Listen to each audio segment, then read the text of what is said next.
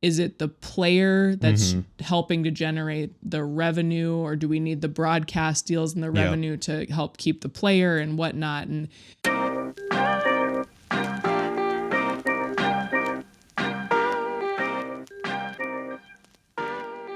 hi, I'm Caitlin. Hi, I'm Alex.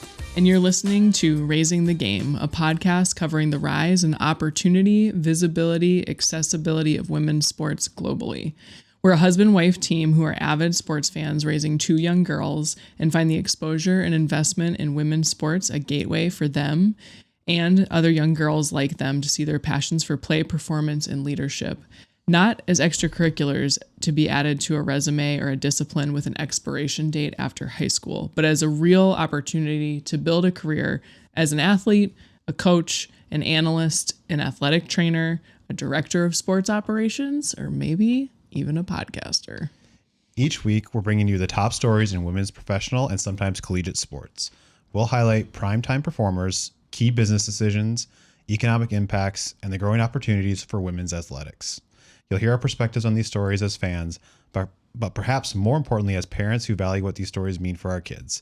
If there is a storyline or topic you'd like to hear us talk about, reach out via email or on social media at RTGPod on Instagram, Threads, and YouTube.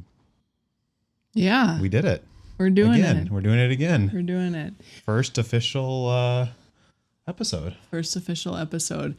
And I think before we dive into this episode, we'll, of course, do favorite thing after this. But we just wanted to start by saying, if you couldn't tell from our accents, you certainly would be able to tell by which teams we cheer loudest for absolutely. On this podcast that we are from the great state of Minnesota and live close to the Twin Cities area where if you're following along with the news, tensions have been high. Communities are in a bit of disarray these days. And we felt like it was important to acknowledge that is going on.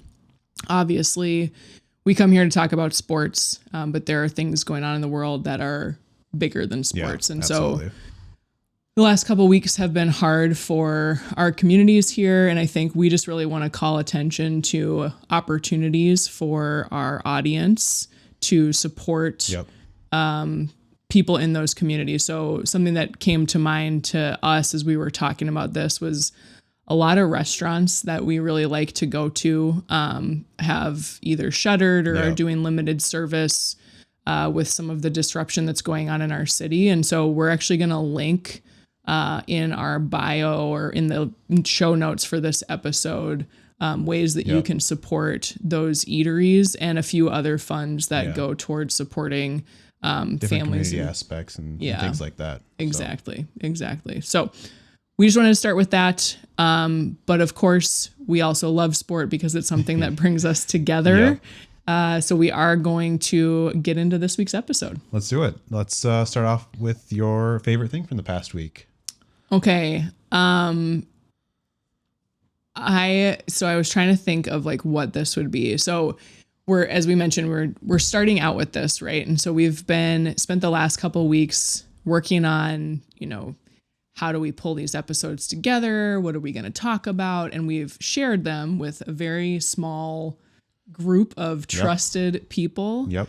And I think something that was really cool was I shared it with a mentor, coworker of mine, and she immediately gave it a listen and then turned around and was like, hey, do you want tickets to go to a women's college gymnastics meet? And she's like, you need more material for your podcast. And I was like, yeah, absolutely. Every time. But it was cool. I mean, this is a person who I have a lot of respect for. And so kind of hearing her feedback was awesome, but then also to reap the benefit, if you will, of being able to get exposure to different sports and things we that probably would have never gone to. So, yeah, exactly.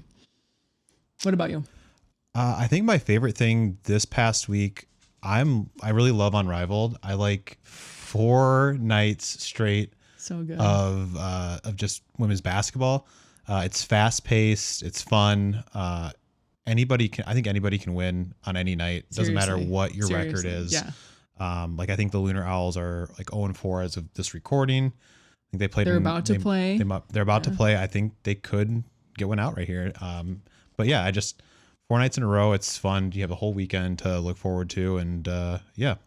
Yeah, I think I just want to add to that really quick was another person who we've been sharing the pod with, like texts me out of the blue while we're watching Unrivaled on Saturday night, I think it was. Yep. And he's just like, dude, watching Unrivaled, this is so This is cool. great. Like, again, this is a person who probably wouldn't have watched Unrivaled unless we had talked about it. I think they had said they didn't even know it existed. Yeah. So it feels cool. Like we're, even in this small circle, we're starting to create some exposure for these leagues and things. Yep. And we have more of it to talk about with you today.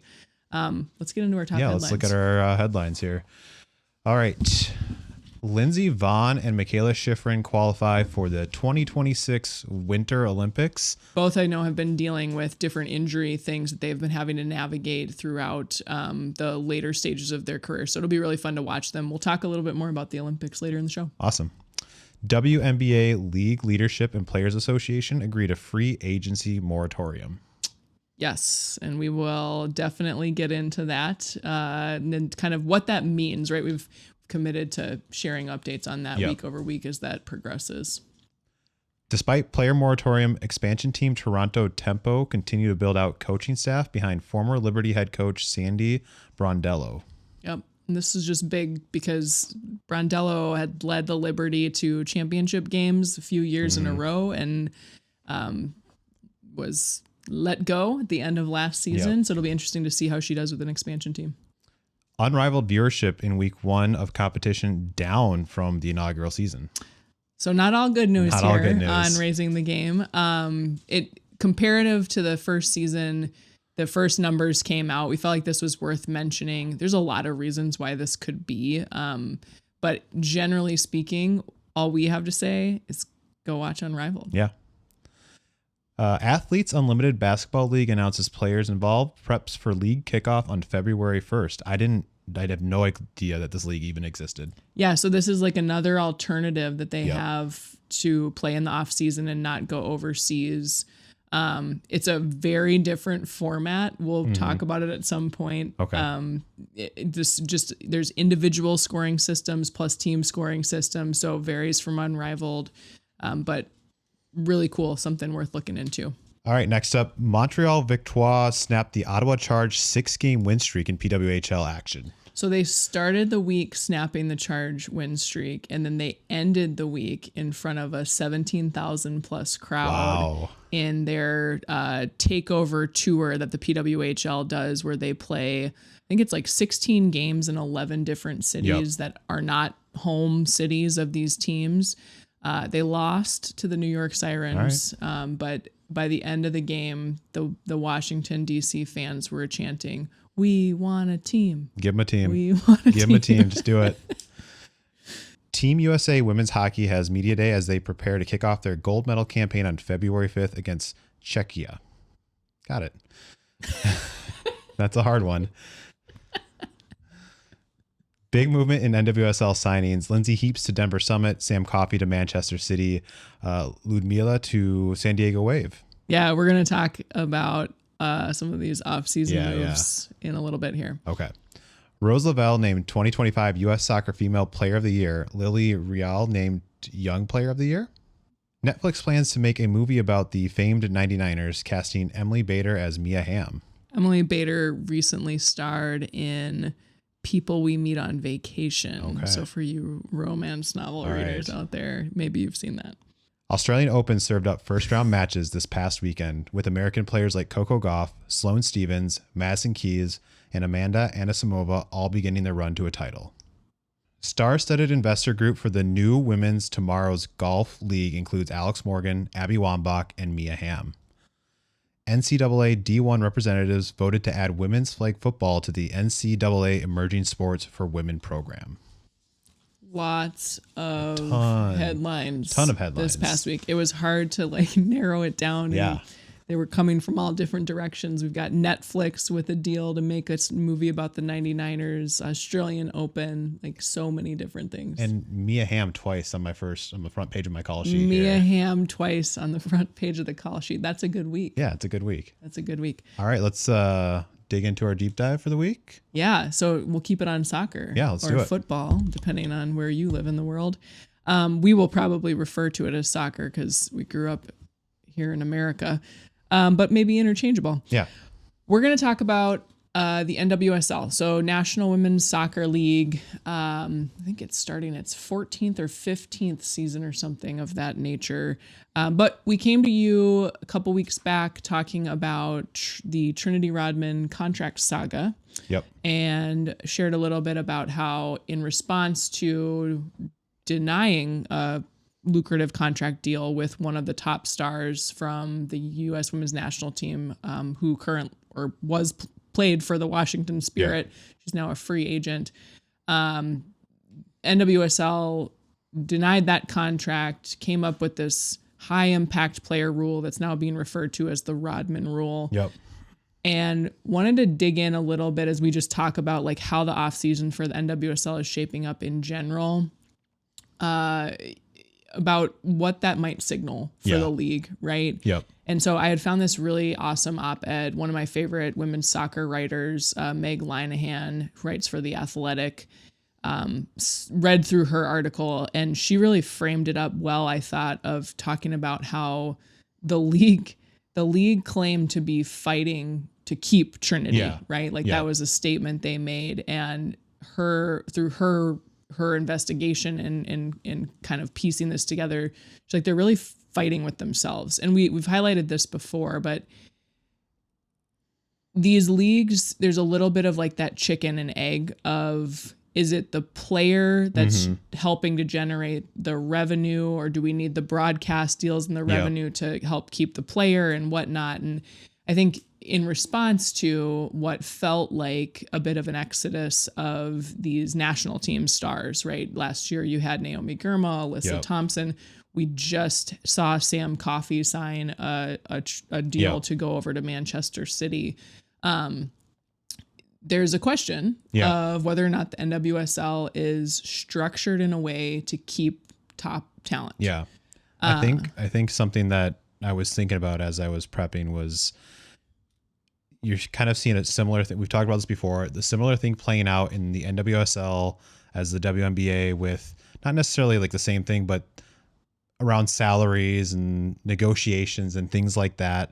Except the NWSL has this little thing called other leagues that are very well established, like the WSL, that these players can be like, okay, bye, I'll just go somewhere else. Right. And so obviously Sam Coffey leaving, we did see Lindsey Heaps come back, which is interesting. So there is a little bit of a balance there, but I just think it's very interesting to be in a situation where you have this issue and there's an outlet for players to go do something completely different. And obviously there's Unrivaled for WNBA, but that's very new level. And it's not on the same level as the WNBA. Yeah, exactly. And I think what's interesting, you mentioned that. So I read the Linehan article and really appreciated that perspective. But then I also listened to an interview that one of the co-owners of the Gotham FC team did on Bloomberg.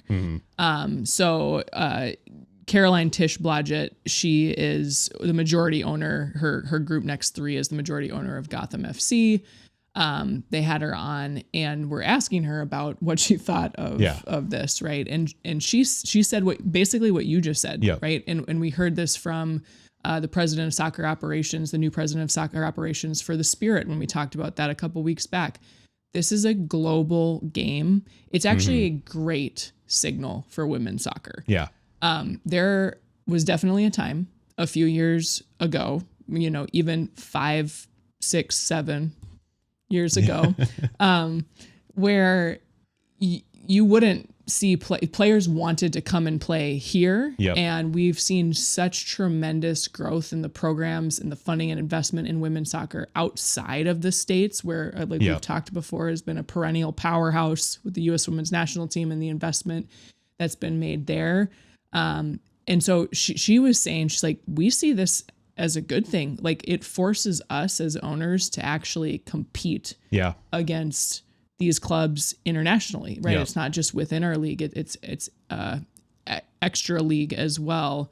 And I thought she also, I really liked, I want to pull this out. She said, you know, we wake up every day kind of focused on one question as our North Star, so to speak. And why would a player want to come play for our club? Yep. Right. So she said they're really focused on the resources that come, you know, obviously the league deals with the salary structures and things like that. And I do think that's kind of one of the pieces at stake here. But when you're thinking about what is available to players with these opportunities, you know, Trinity Rodman was quoted as saying, like, I'd be kicking myself if I didn't go take a chance to play overseas. Yep. Lindsey Heaps coming back. She played overseas. She actually did 2 separate stints overseas. Yep. So she's kind of done that. And so it's not always about the money. I think that is a big factor here, but it's also about what opportunity does that afford you to play under a different coach? Are we talking about different resources and things like that too? Yeah.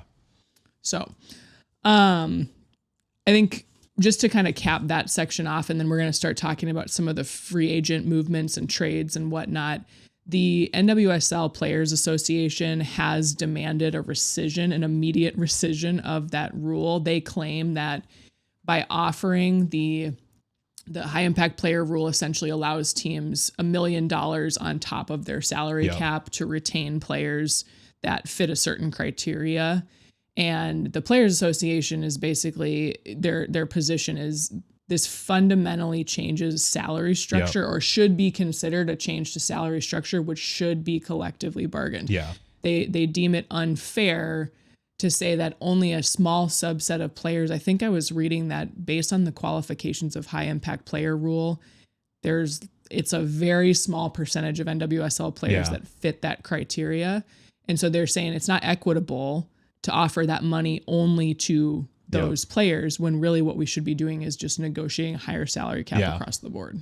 Yeah, I think it's tough too because it's like they were trying, like we said before, they're trying to do something, but the union for the players has to do everything for all of their players, not just a couple of their players. Yes, and it's very clear. I mean, the league is trying to position it as it doesn't have anything to do with Trinity, and it's like, well, your timing's a little funny, right? Like you veto the deal and then turn around 2 weeks later and immediately vote to like ratify this rule. So I'm going to go out on a limb and say like, I think it was Trinity. I think it's about Trinity.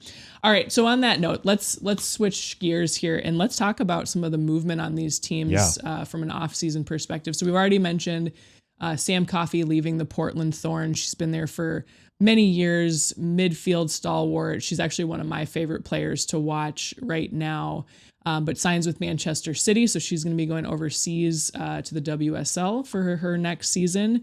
But we've got Lindsey Heaps coming back, captain of the U.S. women's national team, coming back home. So she is a Colorado girl, gets to go home. I watched a tearjerker of a video where they like surprised her parents with the fact that she had signed, and I was like, that's amazing.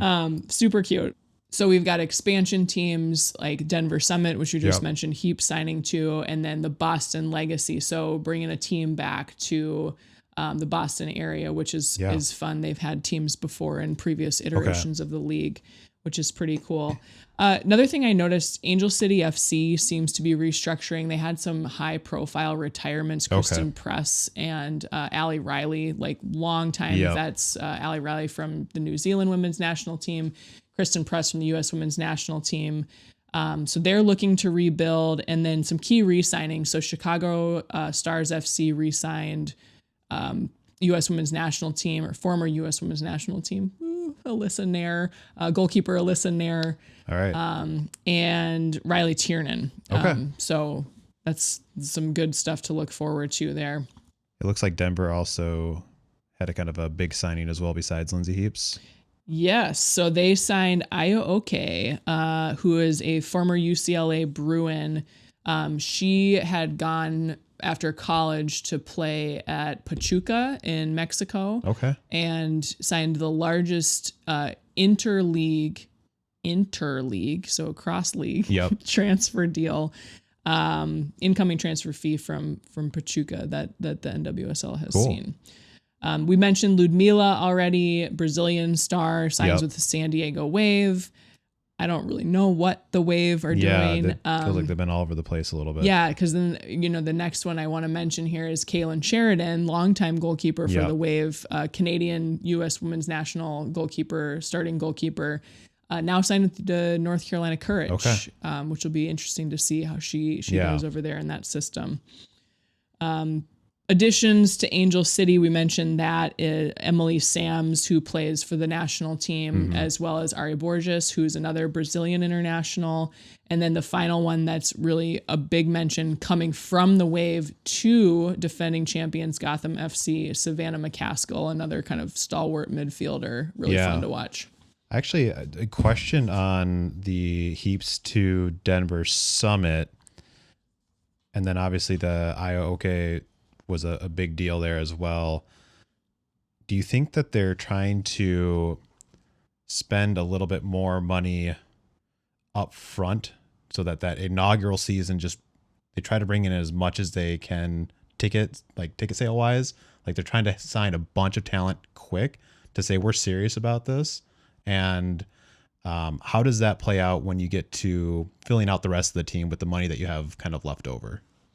Yeah, that's a great question. I actually have kind of in our next section, we're going to talk about investment, and the Summit are a club where they clearly are putting money behind what this experience is like for players and fans. And so it would lend itself to think that they're trying to pull in some names that people are going to recognize, that are going to draw fans, that are going to create some of that brand recognition that you really need as they get started in different ways than our expansion teams from last season. So last season we had the Utah Royals and Bay FC, so Bay Area, San Francisco kind of. And I remember there being like some chatter. There are certainly some big names behind Bay FC. I think Brandy Chastain of the 99ers might be backing them in some way, shape, or form, but you didn't really hear about them. Yeah. And so while it's interesting to think that, yes, they're putting some money behind some of these players, it's still going to remain to be seen if they can actually win. Yeah. Because I think that's what ultimately, if you think about the Wave, like San Diego Wave became like our team when this league, a couple years ago, when we kind of started to latch on to this, right? And that was they were an expansion team. They were successful, right out the gate. And that was really, really fun. So that'll be interesting. And then to your second part of your question, thinking about how you fill that roster out, right? Yep. That is where you need a really good GM. Yeah. Yeah. Because there's a ton of talent coming out of the college game, right? And then there's opportunity, obviously, to sign players who are free agents from other clubs. And then there's obviously the international game that we can be looking at. I mean, Io Oke is an example. She's coming in from a Mexican club. And so that really starts to become like a puzzle that general managers, coaching staffs, et cetera, director of sporting operations have to figure out to understand, like, okay, I've signed Heaps. What do I need around a player who has style of play like her, or whatever it might be? Right? And I think from what I saw, it's Kurt Johnson is the GM there. Mm-hmm. And I think from what I understand, he's been around the game a while. I think he knows probably what he's doing. Yeah. Well, let's use that. I mean, that'd be a good transition. Yeah. Is that into... Can I fix one thing before we transition? I just don't want this to rub against... Oops, sorry.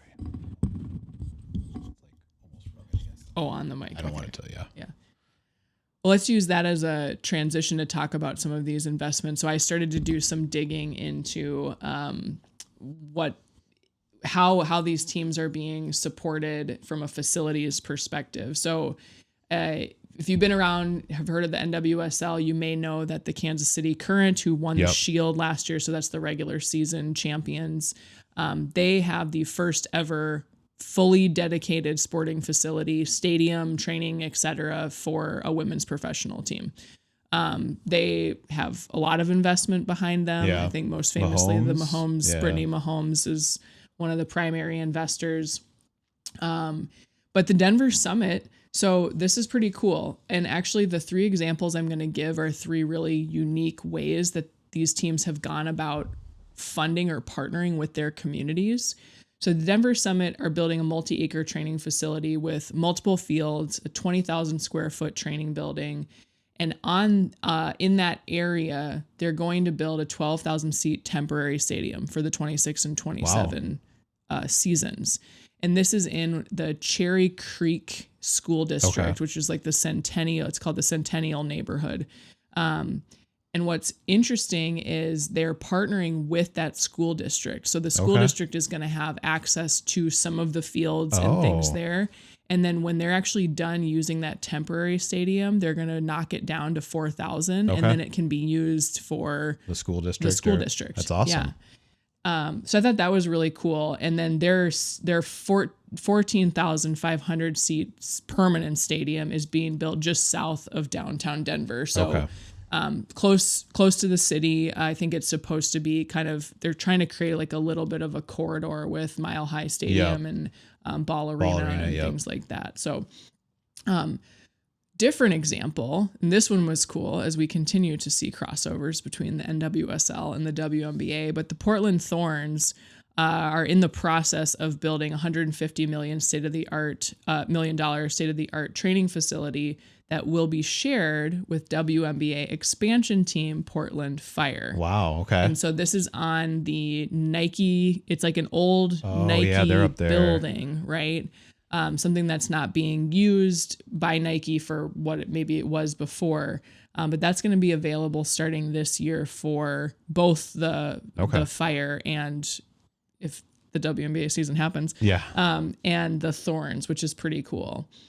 And then the third one I have here, the Chicago Stars FC, they're working on building a standalone training facility, 2 training pitches, a goalkeeper specific pitch, and a 45,000 square foot training building that's slated to open in 2027.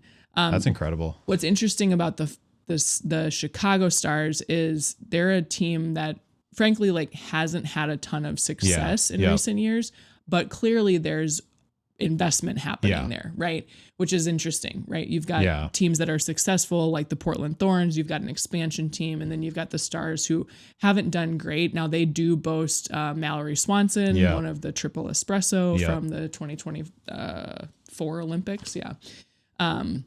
So all in all, I think it's cool to see these facilities coming up. And again, this is like stuff you would have never imagined having as a female athlete. It's still kind of wild to imagine it now even. Like it's crazy. Yeah. So one other thing I wanted to mention on the expansion team front that I found as I was doing some digging for this, right? We've mentioned that Boston and Denver will be joining, but slated to join in 2028 is a team in Atlanta, Georgia, my home city.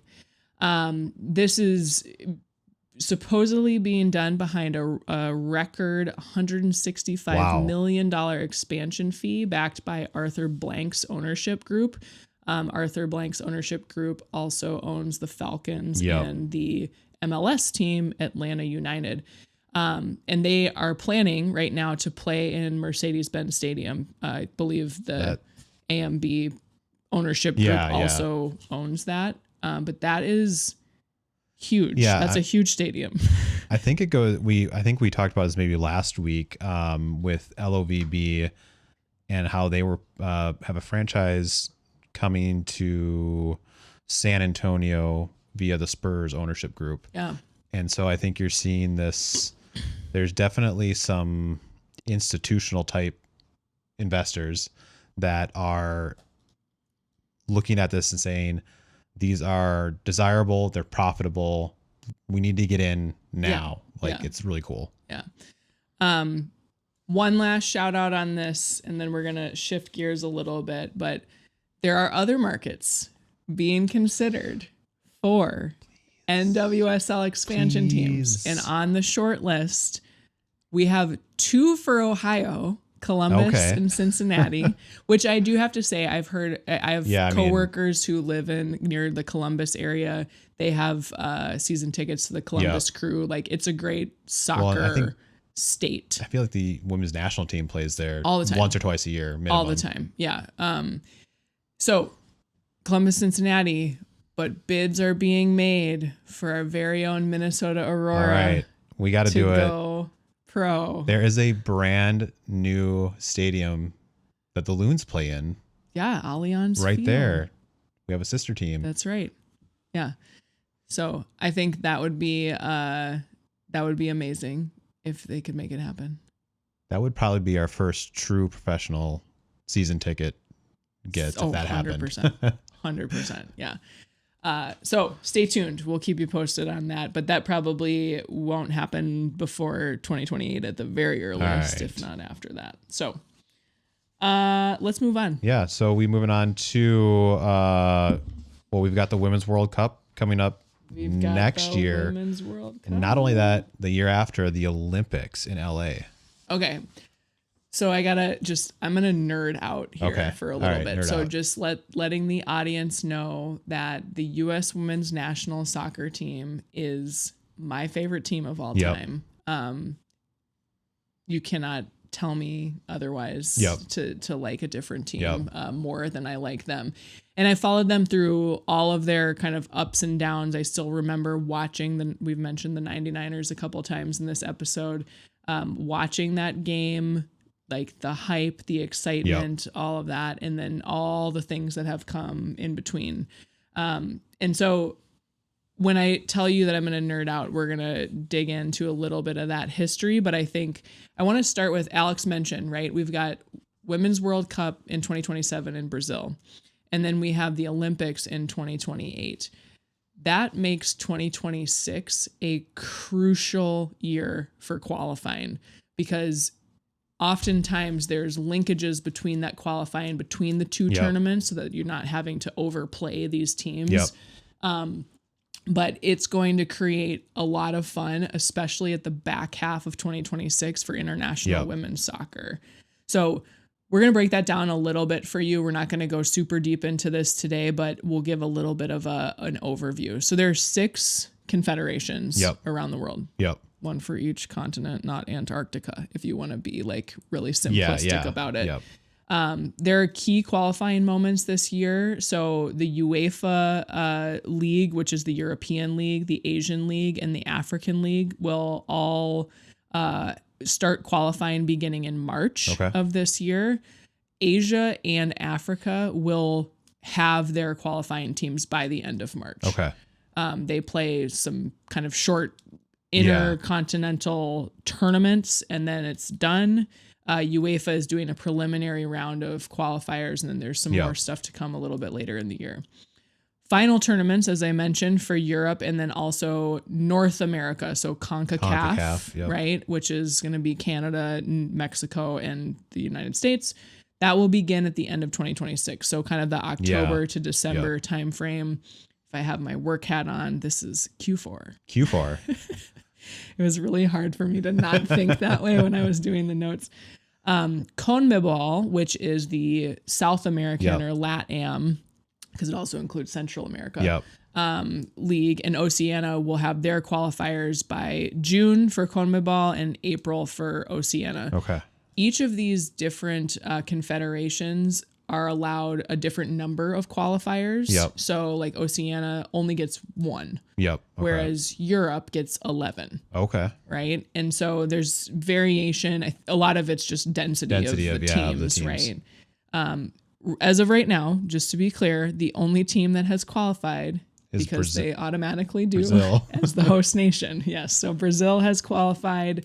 We will get to see them at the Women's World Cup in 2027. We probably would have regardless. Anyway, So, I think this is going to be really interesting to watch, as these different professional teams progress through their seasons. You're going to see a lot more kind of consideration for how do we manage injury? How are we actually thinking about the international schedule a little bit differently? And then, well, last year, I think we got to watch the U.S. women's national team came into town. We got to watch them play. And if you watched any of their games, Emma Hayes was really working on trying to understand the pieces she had available to her. Plugging in a lot of the youth. Of the youth. Like, I think I didn't look up the exact numbers, but there was a very significant number of players getting first-time caps. A lot of the players that we were used to seeing in the Olympics and the last World Cup were not in the rotation for different reasons. I mean, you've got Sophia Wilson, formerly Smith, and Mallory Swanson. They're both out on maternity leave. Sorry. There. And then just other things. I know Rose Lavelle has been working on and off with some injuries, and think Trinity Rodman's another example of that. So there's been some injury management and stuff, but we'll be curious to see. I think there's kind of one more slate that we'll talk about and what to watch that it sort of is a precursor to matches that matter. Yeah. So I was actually thinking we have a really interesting this year. You said there's a lot of interesting things happening. You have the season for the NWSL. Mm-hmm. You have all these qualifiers that can happen. So the NWSL GMs, coaches have to think about how they're going to have rosters built out. You also have this break for the Men's World Cup because they're using all the different stadiums and whatnot, or however that's working. Yeah. So you have that break. So you have season break, season qualifier, all these moving parts that I don't know if the NWSL has had to deal with a ton. I mean, they probably dealt with it before, but like it's a lot to understand what your roster is going to be from week to week for the NWSL. Yeah. I think that's a really good point. We forgot to mention the NWSL schedule came out last week for 2026 season, and noticeably absent was any games in June. Yeah. Because the Men's World Cup is being played here in the States, and so they're taking up some of the stadium space and just accessibility, I think, is probably the league is worried about. So that's sort of what we're going to be watching for, I think, through the NWSL season. I do want to finish just talking about, some top contenders and potential spoilers for the World Cup. This is early days, folks, but we're going to put some feelers out there for these teams. All right. So coming in on my list, on every list, the current number 2 team in the world. Number 1. I was on the website today. They're ranked number 1 right now. How did they do that? They haven't played a game. That doesn't make sense. Spain is number 1. Unless they're just like, we did it. We're the best. I don't think that's right. I think we're going to say they're number 2 because I'm pretty sure the reigning World Cup champion in Spain should be number 1. They're going to be the U.S. women's national team. Yep. Is going to be seeking major redemption from the last World Cup. It was their earliest exit ever in the round of 16 in a shootout loss to Sweden. Ooh. And they didn't play great in the group stages, I got to be honest. So I think they are back. They're going to be back on form. If you think about it, going back to like the roster building, I think Emma Hayes, her 10th game as manager for the U.S. women's national team was winning a gold medal in the Olympics. Yeah. Yep. She's had some time under her belt. She is one of the premier coaches in the world right now. And so I'm really excited to kind of see how she starts to shape this together as things start to get more real. Second on my list, I had England. England has been really just foot on the gas pedal for the last couple of years here. Really fun to watch. Lots of names that I think are really well recognized in the women's professional soccer world. They're the reigning 2025 European champions. They beat Spain in that tournament, and they lost to Spain in the last Women's World Cup in the championship as well. So they are definitely out to win that top title. obviously have to mention Spain, the reigning number 1 team, reigning Women's World Cup champions, the Euros runners-up, opposite of England. If you've never watched the Spanish national team play, it's just art, right? Yeah. It's so technical, but it's beautiful. Yep. And it's a real treat to watch those players kind of orchestrate together, decide when to attack. Yep. They really can put a team on the back foot for sure. And then my 4th top contender is Brazil. Host nation, you got to give them a little bit of like they're going to have the boost. They're 6th in the world right now. They just recently got a new management. So former U.S. Women's National Team manager Pia Sundhage had coached them through the last couple tournaments. They now have Arthur Elias as their team manager, and that seems to be going well. They recently beat the U.S. Women's National Team in a friendly late last year. So they are returning to form, I think, after a few years of up and down or inconsistency. I was just wondering, I feel like Sweden's been up there for the past little bit. Sweden is always around. Yeah, they're like always around. So they're on my spoilers They're list. on the spoilers list. I thought they might be in the contenders list, but I haven't paid attention to where they're at in the last couple of years. Yeah, so it's interesting. So I did do some diving on the history of these teams, right? And they're spoilers not from the sense that they're going to necessarily win the whole thing. They could. Yeah. They are spoilers because they often upset the teams that should. Yes. Right? They beat the U.S. in the last one. They what was something that I saw on there? They lose to Spain, but they beat somebody else who was supposed to be in. They are tough. Yep. They play tough. They always seem to pop up in the places where it's like, I would not want them on my side of the bracket. Another spoiler, Germany right now boasts the number 3 team in the world. So besides the US and Spain, they're the only other nation with multiple World Cup championships. But they really haven't been at that level since the early 2000s. So 2003, 2007, they won back-to-back. They have been coming on recently.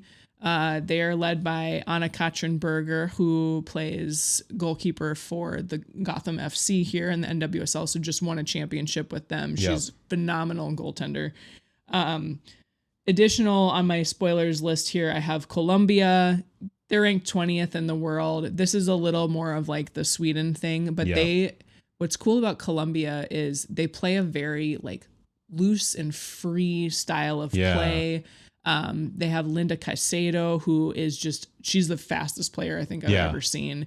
And they consistently kind of just bother the other team that they're playing. And so they have the potential to spoil. Yeah, they can kind of, they win is different. Like mess up your flow a little bit if you're not used to that. Yeah, exactly. And if you're not ready, like a team, football is one of those games where like, if you just can counterattack and get one goal and then hunker down and play D, like any team can beat anybody. I've got Nigeria on here. So the Nigeria 37th in the world right now, but the only African team to have qualified for all 9 Women's World Cups. Wow. So they have experience, tend to have a lot of athleticism. They, again, can be a disruptor. Sweden, we mentioned, France, number 7 in the world. They're riding some momentum, growing since the late 2010s. And then I had to throw in here Japan, because Japan has definitely played spoiler for the United States before. They famously beat the U.S. for the 2011 title.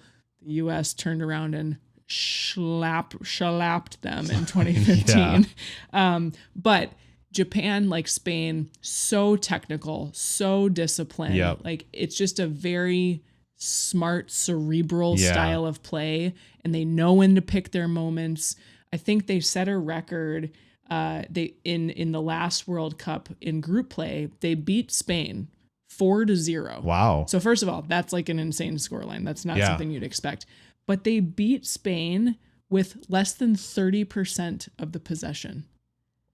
So they literally were just counterattacking, sat back, they picked their moments, and when they picked them, they converted. Wow. And that is just the discipline there. You got to admire. That had to be frustrating for the other team to just be like, what? We can't crack this at all. Yeah. So they're always really fun to watch and definitely a potential spoiler. I think we also have here a couple athletes to watch, just some names. We've mentioned a couple of these, right? Mallory Swanson, Sophia Wilson for the Team USA. We'll be paying attention to that just to see by World Cup time next year, are they going to be back in the mix? Are they going to be still working back from maternity leave? And frankly, they are phenomenal players. Yeah. But there's a lot of really good youth talent. Yeah, and so you got to wonder, they've got to push hard to get back and earn those spots on that roster, right? Aitana Bonmati, Alexis Putellas, and Mariona Caldente from Spain. These three women are like consistently voted Ballon d'Or winners, like Golden Boot. Wow. They win. Aitana Bonmati just won for 2025. I think Alexia Putellas did it for 2024 or something. Those two play for Barcelona. Mariona Caldente plays for Arsenal. But again, just crafty. They're so technically gifted, so smart. We'll move on to a better known NWSL name, Temwa Shawinga. She plays for Malawi. So we'll see if they qualify in the African Cup of Nations here in March. But Golden Boot and League MVP in the last 2 NWSL seasons, and certainly part of the KC Currents run to the Shield in this last season. We got Barbara Banda, who plays for Zambia. She's on the Orlando Pride, a consistent top of the table scorer in the NWSL. Sam Kerr, striking phenom from Australia, returning from ACL surgery when did she come back? She came back this fall, I believe. Has looked on form, but you're always kind of watching for that.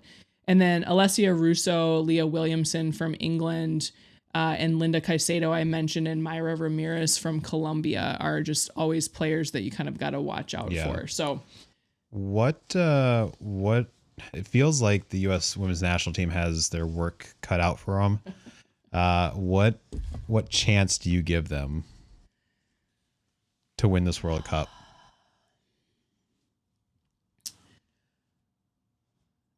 At least it's not like the men's team where we have to say, are they even going to qualify? We know, we're pretty sure they're going to qualify. What are their chances? They'll qualify. Yeah. So here are my question spots, right? There's a couple questions, and I think we'll learn more about this over the course of the year. So the number one question I have, and I have a strong bias here. Yep. But is who is the number one goalkeeper now? Alyssa Nair retired last year. She's out. She's been back there for forever and is one of the best goalkeepers in U.S. women's national team history. That position anchors your entire team. Yep. And so it will be interesting to see who steps up to fill that void. Now we certainly have Casey Murphy, Kingsbury. Like there's players out there who have Jane Campbell who have been in the rotation, and it's just a matter of like who's going to actually. And then you've got people who are starting to get their shot. Fallon Tullis-Joyce, she's playing overseas with Manchester United. So that'll be interesting to watch for. The other thing I'm going to be watching for is the return of the triple espresso, right? We had this dynamic scoring trio of Swanson, Wilson, and Rodman in the Olympics when they won the gold medal. And with, Rodman's uncertainty, plus she's been dealing, like I said before, with some injury. And then Wilson and Swanson coming off of maternity leaves, it's sort of like what's going to happen up top. And will we see kind of the same effectiveness of that group? I mean, I remember when we were prepping to watch and getting ready to watch the Olympics, it was like, how do you defend that? Like it was literally, they're the top 3 strikers in the world. And putting them together as a unit is pretty tough. And then I think the other thing is just like the veteran leadership. You had some key retirements over the course of last year. You obviously still have Lindsey Heaps in there, Rose Lavelle, Emily Sonnet, which are really going to help anchor kind of the spine of that formation. But it will be interesting to see how the youth can come in and like flourish. Step up. Yeah. I think their chances are pretty good. Yep. Like I said, I feel like I need more information. I also think we just went through a rundown of teams that are getting better. Yeah. And so the U.S. has to continually push to be the best, to be disciplined. It's not going to feel like the last however many World Cups where it feels like it's just a foregone conclusion. Almost. Yeah, I mean, they barely made it out of group stage in the last World Cup. So I think it'll be interesting to see, can they convincingly, once we get to that tournament, can they convincingly come out of that group stage? I think there's questions to be answered. Yeah, for sure. I think the other thought that I had was moving on towards the Olympics. My understanding is that I think the roster goes from 23 in the World Cup to like 18 in the Olympics. Yeah.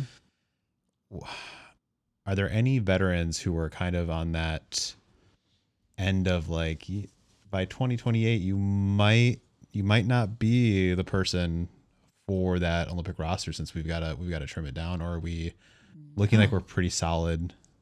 No, I think that's always very famously, Abby Wambach was kind of sat on the bench, like came off the bench in her last Olympics, right? And I think it's a little bit less of a question of will those players participate, because I think there's some who may retire before that, but I feel like if you're in the flow right now, you're probably going through this next run of major tournaments.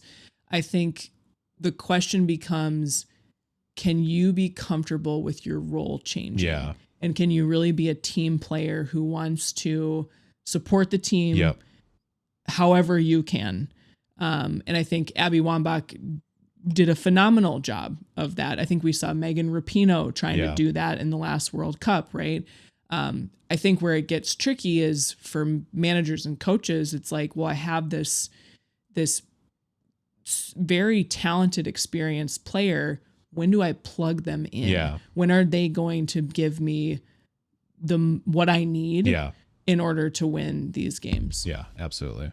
And like you said, the Abby Wambach thing, I think any coach just needs to take some of their older players sometimes. Be like, you need to watch this clip of Abby Wambach talking about this and what she did. Go read Wolfpack. It was, that whole story is just like phenomenal leadership. She knew what her job was. She knew she had to just like kind of let go of whatever and be the person to support the team. Yeah, go read Wolfpack, folks. It's a great book. Short read, leadership book doesn't have to be for soccer. Yeah. All right. Do we want to look at our Olympics countdown? Yeah, let's quick take a look at the Olympics here. So we're just over 2 weeks out. 2 weeks, over, I think so. Yeah. With key qualifying events occurring over this past weekend. So this was a big the qualifying weekend. Most teams will be announced between now and sort of the last week of January. Yep. So you want to walk us through some of the key U.S. qualifiers? Yeah, we have, we talked a little bit earlier about alpine skiing, Mikaela Shiffrin, Lindsey Vaughn, Paula Moltzan, and Nina O'Brien. Yeah, so Shiffrin, I think, is coming off like her 7th World Cup win in this the qualifying tournament.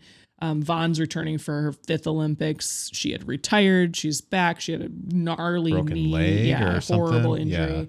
Yeah. So that's really cool to see. All right, ice hockey. 6 Badgers, 4 of whom are current NCAA players, including Layla Edwards. And I just need to ask, what is in the water of the recruiting office in Madison right now? 6 Badgers, and I think their college team is like 37-1 or something. They're number 1 in the nation right now. Something, right? I was just talking to a buddy of mine at work this past week who's a former Badger alum like me, and he was like, well, thank God we have the women's hockey team for some success in sports. Not to say women's soccer has been doing well. Cross country is always good, but women's hockey team we don't talk about that. I do want to point out, so Layla Edwards, we called out here. She will be the first Black woman on team representing Team USA on the ice hockey team. She is currently a collegiate athlete. All right, figure skating. We talked last week. We gushed last week about Amber Glenn. We have Alyssa Liu and Isabel Levito. Thank you for that help. Mm-hmm. So this is going to be, from what I'm reading, one of the strongest slates of U.S. women on the figure skating side in quite a while. It'll be interesting to see how they do at the international stage. I know I'll be glued to the television for that. Ice dance, Madison Chalk and Evan Bates, 4th Olympics. Yeah. So just another version of the figure skating, right? You kind of have the singles where people go out and do their short programs, long programs, but then ice dance is where they typically pair two skaters together. I know I've watched Madison Chalk and Evan Bates before. Artistry, athleticism, the balance of those things. It's awesome. Snowboarding, Chloe Kim chasing 3rd consecutive half pipe gold. Recent injury though. Let's talk about that. So she, I don't know how recent it was as far as in terms of right now. It was recent enough where it was put into question her ability to compete at the Olympics, but she tore her labrum in her shoulder on a fall. And I was reading an interview with her about and prepping for this, and she's like, oh no, I'll be fine. Yeah. And you're just kind of like, aren't you worried every time like that you're going to fall again? But these people are built completely different mentally. But I also worry about like, you're doing a lot of rotating, which obviously it's your whole body. Like you can't hide. So I'm hoping, is that going to limit her at all? Just fill her up with painkillers and go at it, like give her a lot of ibuprofen and she'll be fine. Moving on to speed skating, Erin Jackson, 3rd Olympics and defending a 500-meter gold medal. Yeah, so she another Black woman representing on the ice for Team USA. She's dealt with a series of injuries and health issues that have made it really hard for her to kind of stay in form, but she's qualified again. I think she took silver medal on the 1,000-meter speed skate in the last Olympics too. So she's going to be looking to maybe up her spot on the podium for that event as well. Great. The cross country skiing, Jessie Diggins, 4th Olympics and a Minnesota native. Yeah. Born and bred. I was doing some research and it feels, I think she's actually retiring after the Olympics. I thought she was retired, to be honest. Sorry, Jessie. Yeah. And so I think no matter what happens here, she wins, she loses. I think it's just kind of a cool victory lap to be able to like, right before you retire, I'm going to do my last Olympics and just kind of enjoy it. Yeah, that's really cool. So we'll be watching out for that. We'll bring another update in 2 weeks, right before we get started with the Olympics, which opening ceremony is February 6th. I believe Team USA actually drops the puck against Czechia on the 5th. So you can tune in a little early for some Team USA hockey. We're going to round things out today with just a quick update on the WNBA situation, specifically the moratorium agreement. So we mentioned this in top headlines on Monday, January 12th. Reuters reported that the league and the union had agreed to a moratorium on league business, specifically free agency. So my understanding is free agency for the players that are already in the league was supposed to start, as far as reach outs go, between teams and players on the 11th of January. And so they, the league had proposed, let's move to moratorium. The players union agreed to that. The main reason why they would agree is they're literally negotiating terms of contracts right now with significant changes anticipated, regardless of who actually kind of, I don't know, whatever side it ends up falling more towards. And so it doesn't make a ton of sense for players to be signing contracts when you might not get a contract that you would want, right? So does this need to be figured out before any of these agents can sign? How does this? No, we're literally in a limbo right now. Oh. So the CBA officially expired at midnight on January 9th. We are in a period now of status quo. Yep. Which means that the old CBA, the terms are still like, that's what we're operating under. Yep. So league work and things can continue to go on. But because of specifically with free agency, right? Because of the like lack of certainty around what those terms would be, they agreed to this moratorium. Now, I don't know how this plays into expansion drafts, because on the one hand, they're saying, the league can continue to do business because we're under the status quo period, but then they did this moratorium. You've got 2 teams you need to do expansion drafts for. We've got the college draft that's going to be here before we know it in April. So it's really up in the air right now. Yeah. And frankly, the other thing about status quo is that now either side could move to a work stoppage at any time. And some of the signs that I'm seeing out there are indicating that the players are prepared to do this. Yeah. So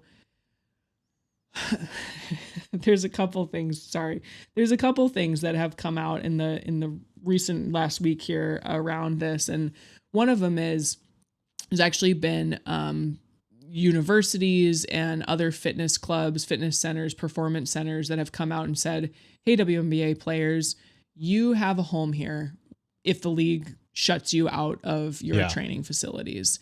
And so what this indicates is that the players would be able to continue to train. They'd continue to be able to get treatment and the support that they need, even if the league decides to shut them out, or frankly, if the players decide to strike.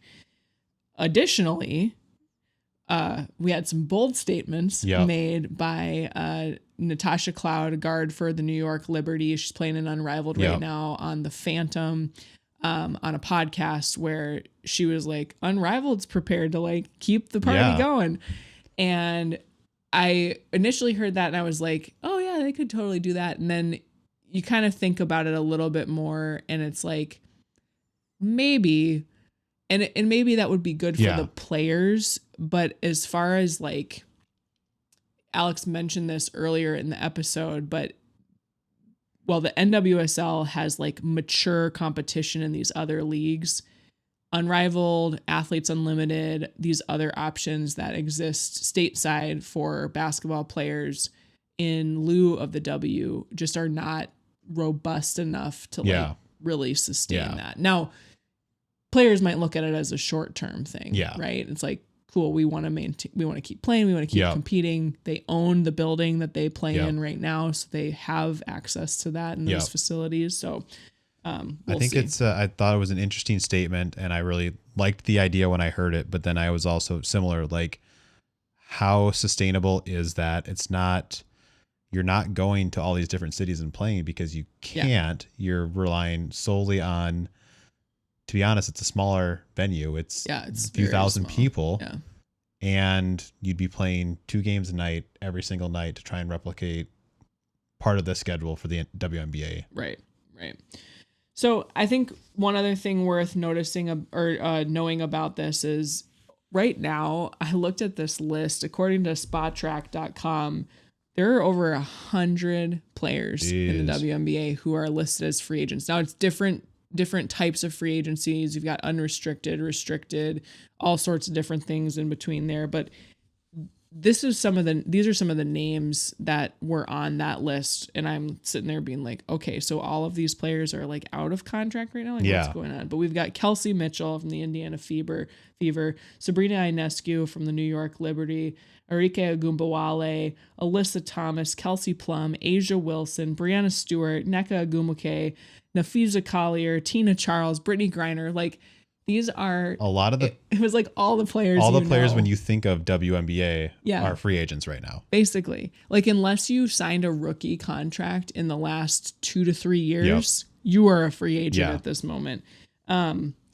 So anyways, it'll be interesting to see. Again, we're going to keep our eyes out. The Players Association is certainly frustrated.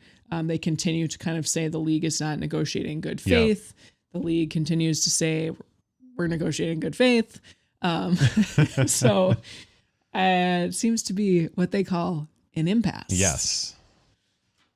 All right. Good update there. Let's switch over to what to watch. Starting off, U.S. Women's National Team plays an international friendly on Saturday, July 24th versus Paraguay. Yeah. 4:30 p.m. Central in Carson, California. Featuring the return of Trinity Rodman, who didn't play most of the year last year due to, I believe, a lingering back injury and MCL sprain. Yeah. You can find it on TNT, True TV, HBO Max, and Peacock. So that one we will definitely be tuning into. I'm very curious to see how much she plays. Yeah. So, do you think she'll start, or do you think she'll probably come in off the bench? I don't know. So Washington Spirit made the NWSL championship against Gotham, and she was available. I think she came on for a little bit, and then right. I don't think she was on long. And then she didn't play in the semifinal, even though she was available. So it's been a few months. Like, it's possible that she's back to form. She's had time to rest and recover. But I will be watching for, like, does she start? Is she limited minutes? Like, how is that going to play? Yep. And then I think the other big thing here is a ton of youth call-ups again. So we're going to be watching some players who have gotten some time and see, like, how, can they continue to solidify their positions in that team, but also some new names, I think. Yep. Next up, PWHL, and we're going to talk Minnesota again. We are playing New York. We are number 3. They're number 2, playing them on Sunday. So this is a battle for second place. If the standings hold, the day that this is released, this podcast is released, there's going to be a game between the number 3 Frost and the number 4 Montreal Victoire.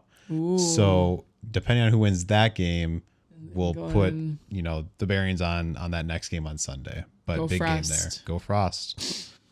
Unrivaled, like we said earlier, I think any team can win on any given day. Seriously. Just with how the rules are in that league. So, I mean, it's just a full slate of games again, 4 days in a row, Friday through Monday, on True TV in the evenings. And I think just any game. Yeah.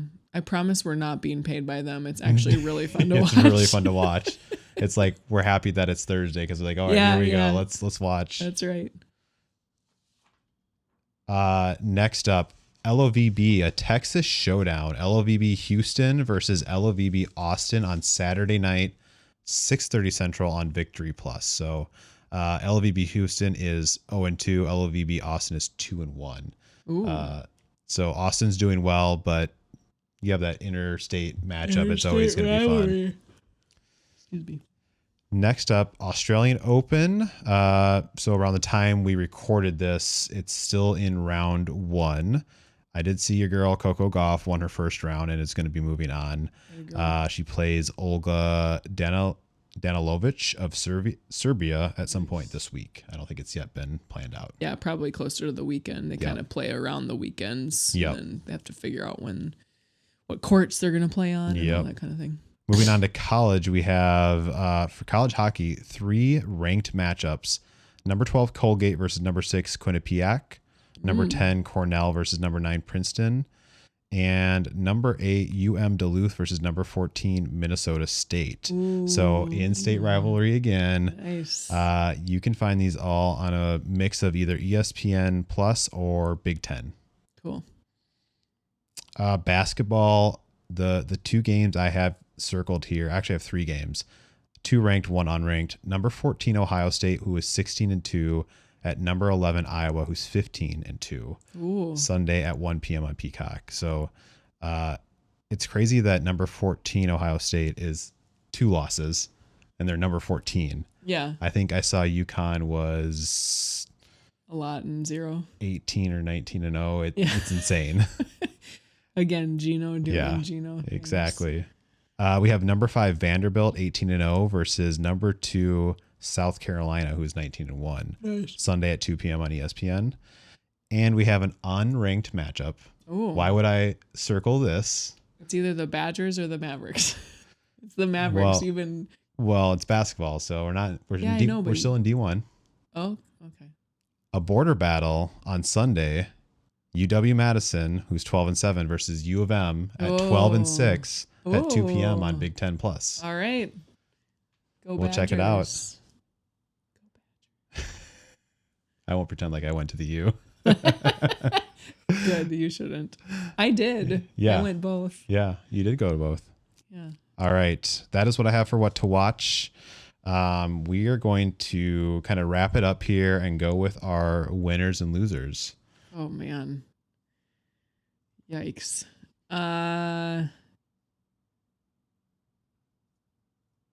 Let's see. I think for me, I mean, winners is like there's so much going on. Yeah. Like, there's no shortage. But I was going to say, I think bringing women's professional soccer to Colorado is a big win. Yeah, I feel absolutely. like that's a great market.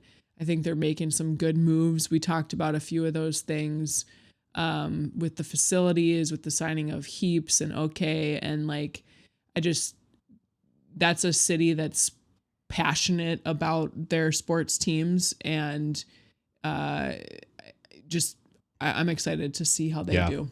Yeah, my winner was the Denver Summit. Oh my gosh. I mean, they got Lindsey Heaps to come back home from where she was at Lyon. Yeah, Olympic Lyon. So like you have this big time player playing at a great team and you got them to come back. So like that's a huge win. Yeah. From a loser's perspective, I mean, I feel like we say this every week, but I want to go back to what we were talking about right there at the end with the WNBA. And it's like one thing if the players can continue to play, which is great. I think it's, you just keep your edge, whatever, you can continue to compete. But from a fan base perspective, and I'm already starting to get the sense that some of that momentum that we talked about in past episodes is slowing down. Maybe not gone, but like they got to be careful here. And I think they're starting to run out the clock on like what's appropriate and what the fan base is willing to tolerate. Yep. So that feels like a loss to me. Again, it's a bummer. Yeah. I don't see it as a big loss here for my loser. I said the NWSL losing Sam Coffey to Manchester City, and then the whole grievance and rule rescission. It's not a huge loss. I just think, like we're talking about with the WNBA momentum, all these different things that are happening, and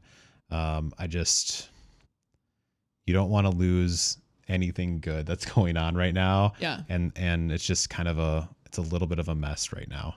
Yeah. Yeah. I mean, I think as we think about it, like we've talked about, it's a similar battle, but across the two leagues and players wanting to be valued for what they think they're worth, which is great. It's interesting as we've talked through this and researched it a little bit more to think about the positions are slightly different, right? The WNBA, we just talked about that today, like they don't have as much outside market competition. Yep. And so the league actually has that's like the first time I've realized like maybe the league has a little bit of an advantage because like where else are these players going to go? NWSL is different where it's like, well, I'll just leave. Yeah. And then the business is screwed. Right. Yeah, so, exactly. It's been really fun to like deep dive into these and juxtapose the different labor battles here. We'll see what comes up next. I think my goal for next week is to have a loser that is not the NWSL or related to the WNBA. Okay, let's make it a challenge. That's a challenge for next week. All right. Yes, I can agree with that. We'll do that. All right. Well, thanks for tuning in today. We appreciate you being here. Catch us every week. Yeah. So we're doing this every week. Yeah. This is our first official episode. Yeah. That's going out to Spotify. YouTube. Where can you find us? We can find us on Spotify, YouTube. I think we'll be on Apple Podcasts as well. Instagram at RTG_pod. Same on Threads, same on YouTube. And I think that's what we're doing for socials right now. All right. Catch us there. Yeah. See you next Till time. next week. Bye. Bye.